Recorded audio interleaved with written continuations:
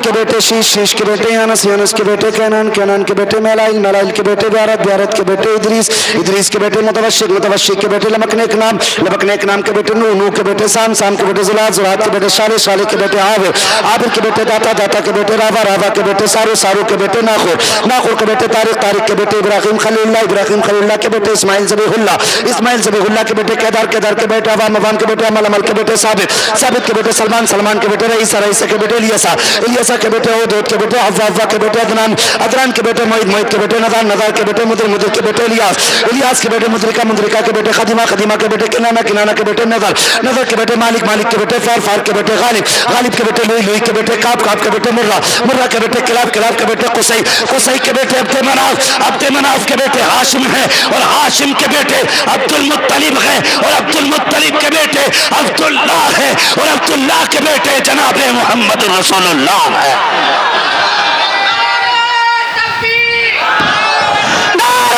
رسالت مسلک اعلیٰ حضرت، مسلک اعلیٰ حضرت، نعرہ واسعت مفتی حماد رضا صاحب قبلہ، نعرہ تکبیر سرزمین جلال پور، نعرہ تکبیر، نعرہ رسالت، سبحان اللہ، سبحان اللہ۔ میں نے آیت کریمہ پڑھی ایھا الذین آمنوا اتقوا اللہ وکونوا مع الصادقین، اے ایمان والو اللہ سے ڈرو اور سچوں کے ساتھ ہو جاؤ۔ ہاں، اللہ سے ڈرنا بھی ہے، اللہ والوں سے پیار بھی کرنا ہے، ان کے طریقوں کو اپنانا ہے۔ میں نے آپ سے کہا تھا کہ میرے بعد بھائی نعیم کے دو ایک شعر آپ کو سننے ہیں، انہوں نے دو شعروں کا مجھ سے وعدہ کیا تھا، بس جو ہوئے اغلاط ان کو معاف فرمائے رب کائنات۔ زندگی نے دیا ساتھ، پھر ہوگی ملاقات، چمن رہا پھول کھلیں گے، زندگی رہی پھر ملیں گے، مسافر ہیں ہم بھی آنے کے لیے، تیری نسلوں میں نہ جھگڑے کے لیے، اور تجھے انچ بھر کم ملی ہے تو خدا کے واسطے انچ بھر جگہ کے لیے اپنوں کے گلے نہ کاٹنا، ہاتھ پکڑ کے کچہری تک نہ لے جانا، کوٹ میں انہیں رسوا نہ کرنا، جیل ڈال کے انہیں ذلیل نہ کرنا۔ اگر انچ بھر زیادہ گئی ہے تو تیرے اپنے پہ گئی ہے، اگر باپ نے بٹوارے میں تیرے بھائی کو ایک پیسہ زیادہ دے دی ہے تو باپ کے اوپر ہتھیار لے کر کھڑا مت ہونا، زبان تیز مت نکالنا باپ کے لیے، اس لیے کہ وہ باپ ہے، وہ تیرے مال کا بھی مالک ہے، تیری جان کا بھی مالک ہے۔ اگر تیرے بھائی پہ انچ بھر زیادہ چلی گئی ہے، اپنا بھائی سمجھ کے معاف کر دے، سگا سمجھ کے معاف کر دے، انچ کے لیے گریبان نہ پکڑ۔ اگر تو نے اس کو محمد کا غلام سمجھ کے یہاں معاف کر دیا، دعوے کے ساتھ کہتا ہوں خدا قیامت میں تجھے محمد کا غلام جان کر کے معاف فرما دے۔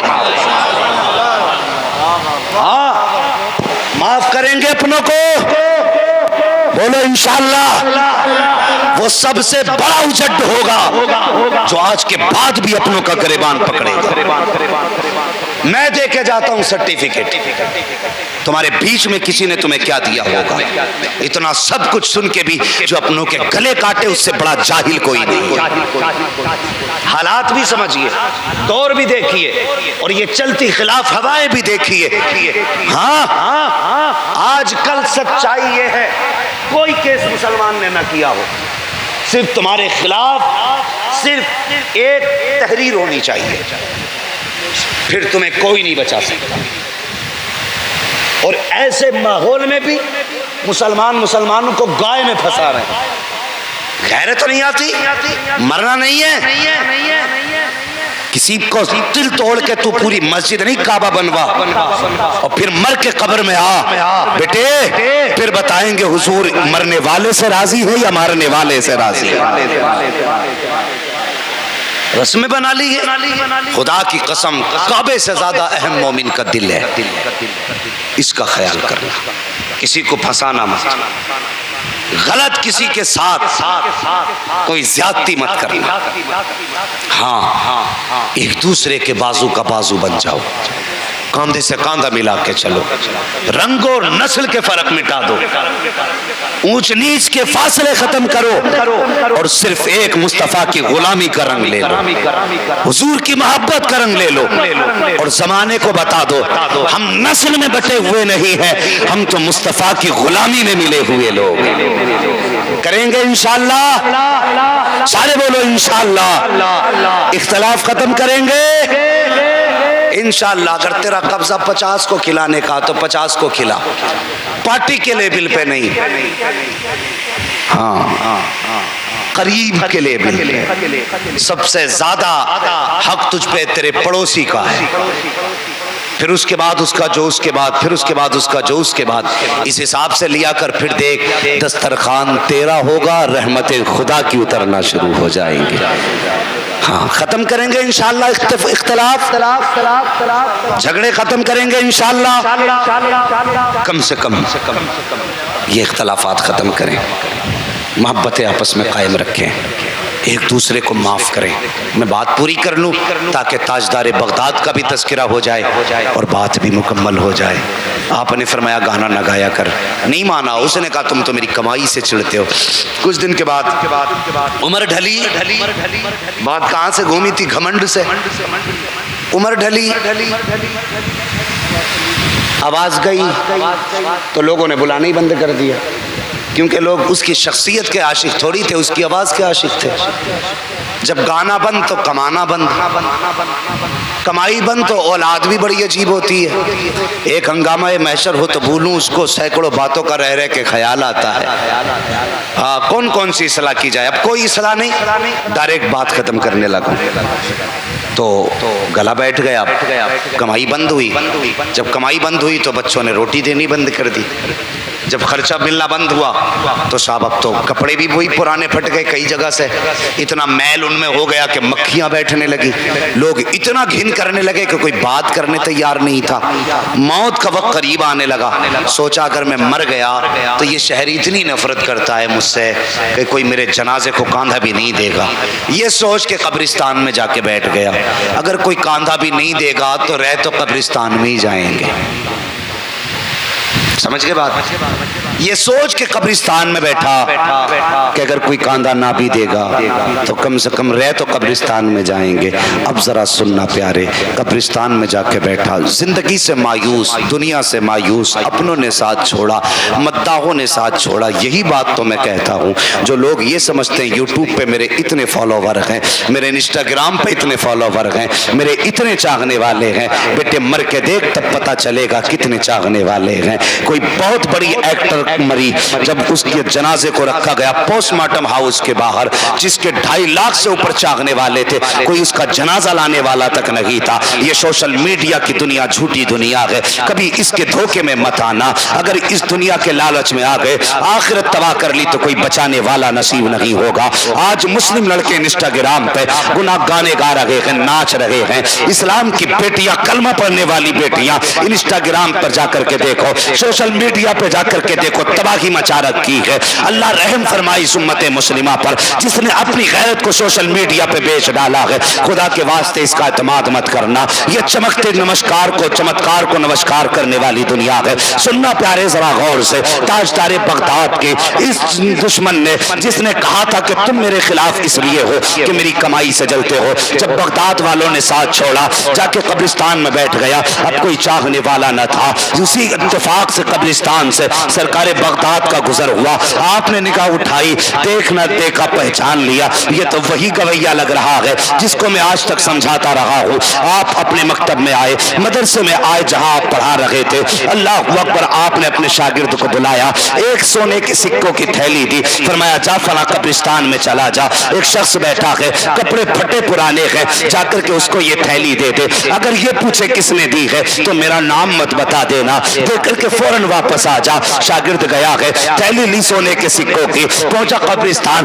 جانے کے بعد اس کی گود میں تھیلی رکھی، اس نے سونے کے سکوں کی تھیلی لی کی، دیکھنے کے بعد اس کے بعد دینے والے کا چہرہ دیکھا، دیکھنے کے بعد کہتا ہے جناب کون ہے آپ؟ اس نے کہا میں کوئی بھی ہوں۔ کہا پھر یہ بتا کس نے دیا ہے؟ کہا مجھے دینے کا حکم ہے، بتانے کی اجازت نہیں ہے۔ اللہ اکبر، شاگرد یہ کہہ کے تو واپس پلٹا، تھوڑی دیر کے بعد پیچھے پیچھے سے یہ بھی آیا اور آ کر کے وہیں پہ کھڑا ہو جاتا ہے جہاں سرکار بغداد مدرسے میں پڑھا رہے ہیں، اللہ اکبر آ کر کے کھڑا ہوا، ہاتھ میں سونے کے سکے کی تھیلی ہے، سامنے تاجدار بغداد بیٹھے ہوئے ہیں، جیسی آپ نے اس کو دیکھا ہے اس نے تاجدار بغداد کو دیکھا ہے، آنکھ میں آنسو بھر لایا، رونے لگ جاتا ہے، غوث پاک اپنی جگہ سے اٹھتے ہیں، اٹھنے کے بعد دروازے پہ آتے ہیں، کہتے اب اور کیا کمی رہ گئی ہے، کچھ اور بھی چاہیے، اتنا سننا تھا، چیخ نکل جاتی ہے، رو کے کہتا ہے دینے والے جب اتنا دے دیا ہے اب کیا کمی رہ گئی ہے، کہا پھر کس لیے آیا ہے، کہنے لگا حضور میں یہ جانتا ہوں کہ یہ مہربانی آپ کے سوا مجھ پر کسی اور نے نہیں کی ہے، میں ساری زندگی آپ کی مخالفت کرتا رہا لیکن آپ سخی ابن سخی ہو، کریم ابن کریم ہو، پوری زندگی مخالفت کے باوجود بھی آپ نے جب دنیا نے مجھے چھوڑا ہے تب آپ نے میرا خیال کیا ہے، اللہ اکبر، کہا آپ کیا کرنے آئے ہو، کہا ایک بات پوچھنا چاہتا ہوں، کہا کون سی بات، کہا ایک بات بتائیے، آپ مجھ سے کہتے رہے کہ توبہ کر لے اللہ کو راضی کر لے، توبہ کر لے اللہ کو راضی کر لے، کیا میں اب توبہ کروں گا تو کیا رب راضی ہوگا کہ نہیں ہوگا، اتنا سننا تھا، تاجدار بغداد کے لبوں پہ مسکراہٹ آتی ہے، فرماتے نادان تو نے کریم رب کو جانا نہیں ہے، وہ کتنا کریم ہے تو نہیں جانتا ہے، کہا کہ اب بھی بخشا جاؤں گا، کہا ہاں ہاں اب بھی بخشا جائے گا، کہا کیسے، آپ نے فرمایا غسل کر کے آ، ہاتھ میں ہاتھ دے، توبہ کرنا تیرا کام ہے اور تجھ کو ولی بنا دینا یہ عبد القادر جیلانی کا کام ہے۔ کیا بات، نعرہ تکبیر، نعرہ رسالت، مسلک اعلی حضرت، عشق محبت، عشق محبت، پیار محبت، پیار محبت، نعرہ حیدری، حضرت علامہ مفتی حماد صحیح قبلہ۔ بھائی نہیں میں انسان ہوں بھائی، میں مشین نہیں ہوں، اور 2:30 بجے بلوا لینا انشاءاللہ، کبھی مائک اتنا اچھا رکھنا کہ مائک اپنا کام کرے، مولوی کو کام کم کرنا پڑے۔ ہاں ابھی بہت اچھا مائک بول رہا ہے، اللہ سلامت رکھے۔ بہرحال یہ ہے کہ ہم تھوڑا سا نا تھکے ہوئے لوگوں میں سے ہیں، آپ دیکھ رہے ہیں نا یہ مولوی جوان ہے 2:30 بجے تک بلوا لو، ہاں دیکھنے میں آپ صحیح سمجھ رہے ہیں لیکن ہم اتنے تھکے ہوئے ہیں، اندر سے ہم جانتے ہیں کتنے تھکے ہیں۔ ہاں نہیں حضرت یہ بس اب اللہ آپ کو سلامت رکھے، 1.25 گھنٹہ ہو چکا ہے، آپ کو اللہ خوش رکھے۔ بس میرا کہنے کا مطلب یہ ہے کہ بھائی اپنے رب کو پہچانو، ہاں کتنے بھی گناہ کر لو، رب فرماتا محبوب جو تیری چوکھٹ پہ آ گیا وہ میری چوکھٹ پہ آ گیا، اگر بخشش چاہیں تو یہ تجھے راضی کر لیں، اگر تو مان گیا تو ہم مان گئے، اگر تو ناراض تو ہم بھی ناراض ہیں۔ کوشش کریں رب کو راضی کریں، اپنے گناہوں سے توبہ کریں، اپنے گناہوں سے توبہ کریں۔ ساری چیزیں جلال پور والوں کو ایک دن میں سنوا دیں گے۔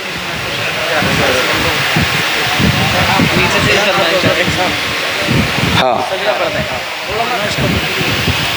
تو کریں گے انشاءاللہ جتنی باتیں میں نے بتائی ہیں، یہ حلال روزی کمائیں گے، کسی کو دھوکہ تو نہیں دیں گے، چوری بھی نہیں کریں گے، نہ دن میں نہ رات میں، مسجد میں بنا اختلاف کے آ کے بیٹھیں گے، ٹھیک ہے، پنکھا کسی کو بھی ملے، رب کی مرضی، جسے اگلی صف میں جگہ چاہیے وہ پہلے آئے، جو پیچھے آئے گا وہ کسی کو اٹھائے گا نہ اس کے لیے کسی کو اٹھایا جائے گا۔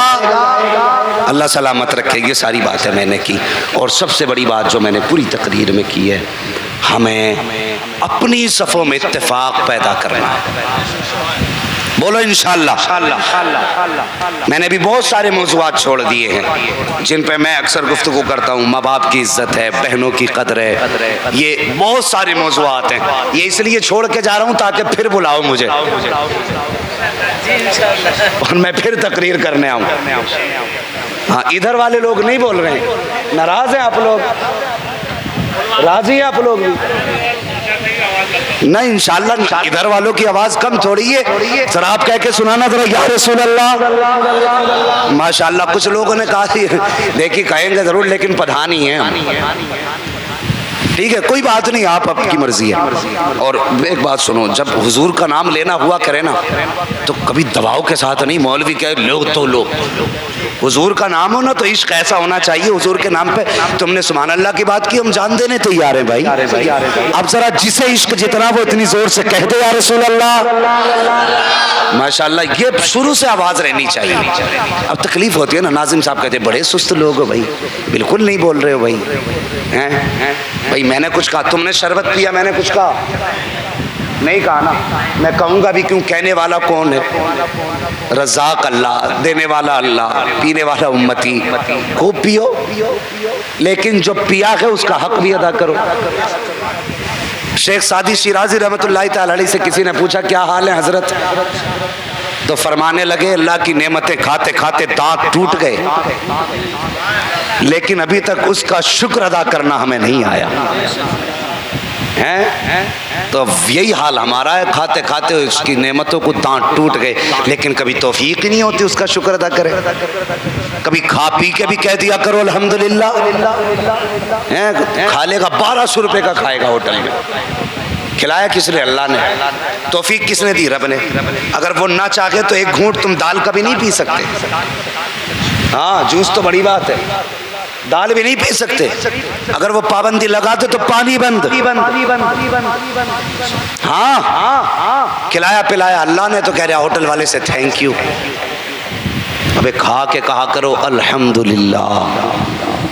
ہاں اللہ کا شکر ادا کیا کرو. اللہ کا شکر ادا کرتے ہیں نا تو اللہ کی پھر نعمتوں میں اضافہ ہوتا ہے, بڑھ جاتی ہے نعمتیں. تو کوشش کریں گے اپنے رب کو راضی کریں انشاءاللہ. جلال پور والوں بڑا مشہور گاؤں ہے آپ کا, اور کئی بار آپ کے گاؤں سے نکلنا ہوا ہے, کئی بار, مجھے گنتی یاد نہیں کتنی بار نکلے ہوں گے. وہی والا قصہ, پیڑ پہ چڑھ گئے تو مالک بیٹھا تھا, اس نے کہا کیوں چڑھا بے؟ تو اس نے کہا تو ہی بتا, اللہ کی مرضی بغیر پتا ہلتا؟ اس نے کہا نہیں. تو کہا میں بھی تو رب کی مرضی سے چڑھا ہوں. وہ سر کھجانے لگا, یار اب کیا کہوں, میرے آم توڑ رہے پکے پکائے.